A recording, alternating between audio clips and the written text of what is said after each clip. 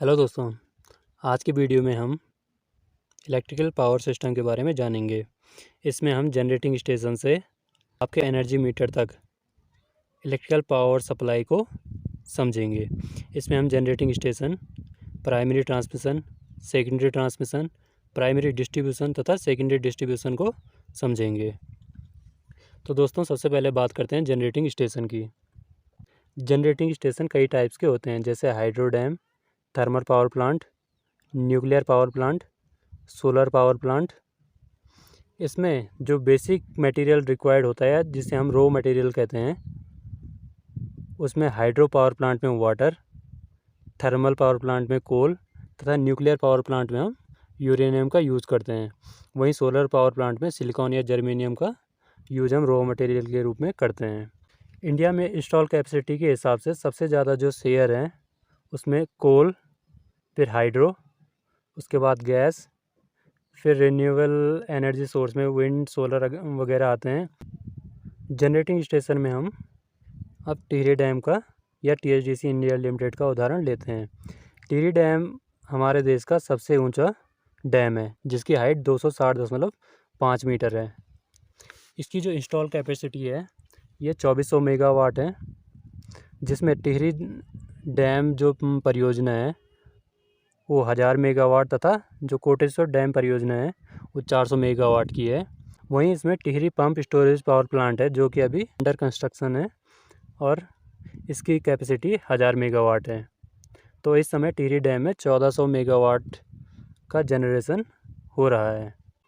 इसके अलावा कई hydro, thermal, nuclear power plant electric power system को पावर सप्लाई करते रहते हैं। Generating station generally 11 kilo volt पे पावर का जनरेशन करते हैं। जनरेटिंग स्टेशन के बाद अब हम ट्रांसमिशन को समझते हैं।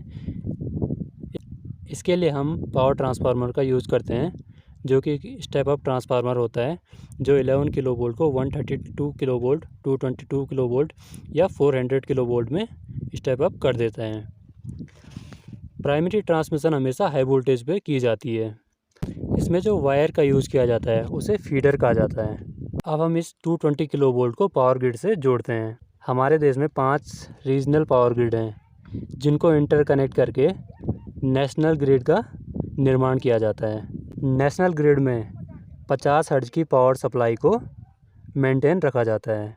पावर ग्रिड में सभी जनरेटिंग स्टेशन को इंटरकनेक्ट कर दिया जाता है, जिससे पावर डिमांड के अनुसार इसे देश के किसी भी हिस्से में ट्रांसमिशन किया जा सके। पावर ग्रिड के इंटरकनेक्शन के कारण इसकी जो क्षमता होती है वो बहुत ज़्यादा होती है। 30 नवंबर 2022 को इसकी क्षमता 409 गीगावाट मापी गई थी। जनरेटिंग स्टेशन को पावर ग्रिड से जोड़ने के लिए इसे सिंक्रोनाइज किया जाता है, जिसमें इसकी फ्रिक्वेंसी तथा वोल्टेज लेवल को मैच करवाया जाता है। सिंक्रोनाइज होने के बाद ये 220 किलो वोल्ट किसी भी एरिया में यूज़ की जा सकती है। इस 220 किलो वोल्ट को किसी एरिया में यूज़ करने के लिए अब एक स्टेप डाउन ट्रांसफार्मर का यूज़ किया जाता है, जो कि इस वोल्टेज को 220 kilo volt to 33 kilo volt में कन्वर्ट कर देता है। इसके बाद इस 33 किलो वोल्ट को 33/11 सब स्टेशन के द्वारा 11 किलो वोल्ट में कन्वर्ट कर दिया जाता है। इस 11 किलो वोल्ट को डायरेक्ट इंडस्ट्रियल कंज्यूमर्स को भी दिया जा सकता है। वहीं घरों में यूज़ करने के लिए इसे डिस्ट्रीब्यूशन ट्रांसफार्मर की प्राइमरी साइड में सप्लाई कर दिया जाता है। डिस्ट्रीब्यूशन ट्रांसफार्मर की जो वाइंडिंग होती है, इन तीनों पावर ट्रांसफार्मर से अलग होती है। प्राइमरी ट्रांसमिशन से डिस्ट्रीब्यूशन ट्रांसफार्मर तक हमें केवल 3 फेज प्राप्त होती है। वहीं डिस्ट्रीब्यूशन ट्रांसफार्मर द्वारा इस 3 फेज को 3 फेज और एक न्यूट्रल में कन्वर्ट कर दिया जाता है। डिस्ट्रीब्यूशन ट्रांसफार्मर के बाद 3 फेज तथा न्यूट्रल वायर को इलेक्ट्रिक पोल्स द्वारा घरों के नज़दीक लाया जाता है, जिसके बाद इसे सर्विस मेंस द्वारा एनर्जी मीटर से कनेक्ट कर दिया जाता है। डिस्ट्रीब्यूशन ट्रांसफार्मर के बाद इलेक्ट्रिक पावर सप्लाई को इस तरीके से समझा जा सकता है। ये हमारा डिस्ट्रीब्यूशन ट्रांसफार्मर होता है, जिसकी प्राइमरी डेल्टा कनेक्टेड होती है तथा इसकी सेकेंडरी स्टार कनेक्टेड होती है, जिस कारण से हमें इसमें एक न्यूट्रल वायर मिल जाता है। इसमें हमें 2 फेज के बीच में 415 वोल्ट, जबकि एक फेज तथा न्यूट्रल के बीच में 240 वोल्ट की सप्लाई प्राप्त होती है। जब किसी कंज्यूमर की आवश्यकता केवल सिंगल फेज लाइटिंग तथा सिंगल फेज इलेक्ट्रिक मोटर होती है, जिसमें electric fan, mixer grinder, washing machine आदि आते हैं, तो उसे एक फेज तथा न्यूट्रल के बीच से सप्लाई दे दी जाती है। तो डिस्ट्रीब्यूशन लाइन से और इसके मीटर तक इस वायर को हम सर्विस मेंस वायर कहते हैं।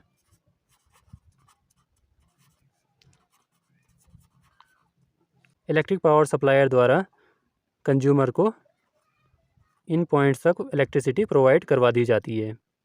इसके अलावा जिन्हें 3 फेज लोड चलाना होता है, उन्हें 3 फेज सप्लाई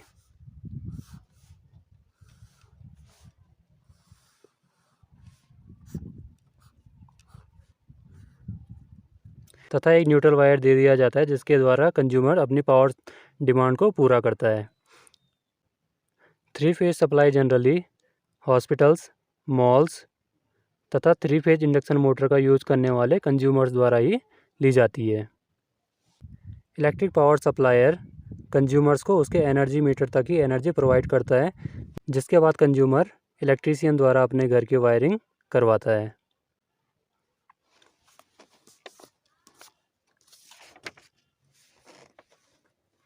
इस प्रकार जनरेटिंग स्टेशन में 11 किलो वोल्ट पर जनरेट हुई पावर को इन सारे स्टेजेस से पार होते हुए हमारे एनर्जी मीटर तक प्रोवाइड करवाया जाता है।